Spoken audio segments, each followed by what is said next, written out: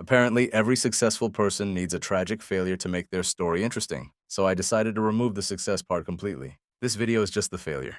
So everyone knows successful people love saying things like, failure is part of the process.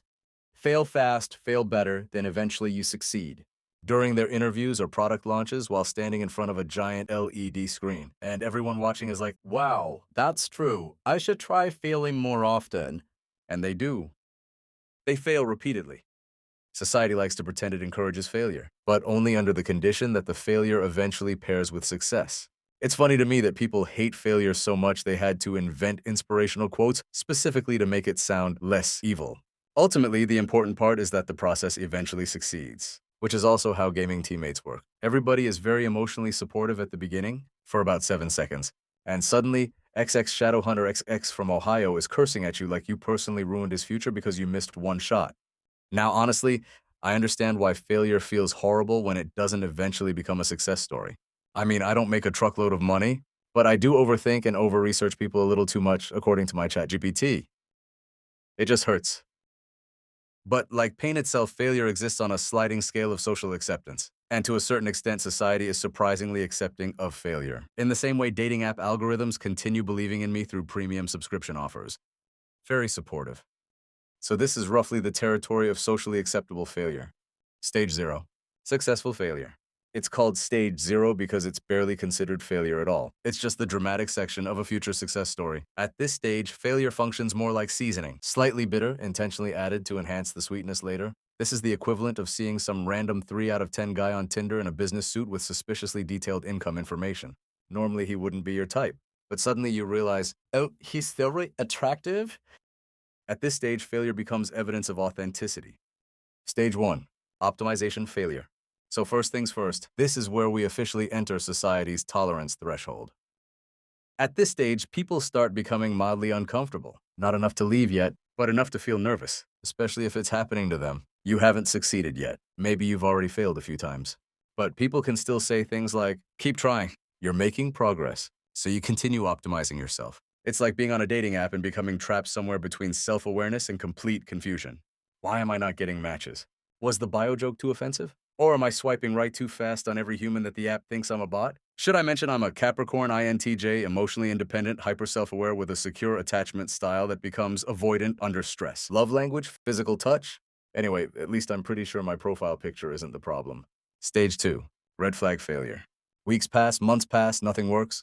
At this point, people stop calling it a journey and start calling it a situation. Most people no longer understand what you're still holding on to. They start suggesting things like, get a stable job, meet new people, and just move on. But somehow you still have faith. Maybe faith in yourself? In successful people's advice. In the idea that failure is progress. In the possibility that whole world will be doomed before you have to explain your life choices.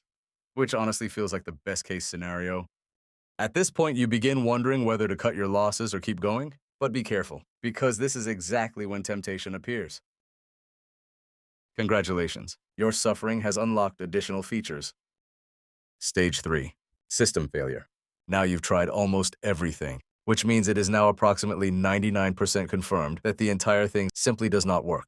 Also, around 99% of people stop understanding. You cannot get advice from anyone, mostly because you've started avoiding human interaction entirely. But I do think it's important not to blame yourself too much. That's unhealthy. Just blame the system directly. Individuals with wider perspective first blame the system, then to childhood trauma, then to Mercury retrograde. It's a very scalable process. But it still hurts realizing how much time, money, effort, hope turned into a devastating heartbreak of the soul and ultimately became nothing. Like spending money on dating apps, finally getting a match, only to realize it was basically a scam. But it's important to adjust your strategy when things go south. A lot of the time, failure is just a niche product being marketed to the wrong audience. Some things are extremely successful just within very specific communities, like furries, podcast alpha males, and unemployed musicians with emotional issues. Stage 4. Pure failure. Once you stop trying, nothing develops any further. This is pure failure. At this stage, society basically has zero tolerance left. People no longer judging the event and start judging you. Now, how you react during this moment is extremely important, because this determines whether the social image and self-esteem you spent years building completely collapse. So don't worry about it. Although, to be fair, Some people will absolutely talk about you behind your back. Very detailed and very inaccurate. So I heard that Jenny hooked up with a girl from Tinder, and she stole his wallet and disappeared. Which means for about 5 minutes, your life actually becomes way more interesting than it really is. Before their discussion immediately move on to discussing manifestation, crystal energy, oat milk, and Jackson's new girlfriend who may or may not be a stripper. If it stills bothers you. I mean, you being judged, not Jackson's stripper girlfriend. Keep your pants on.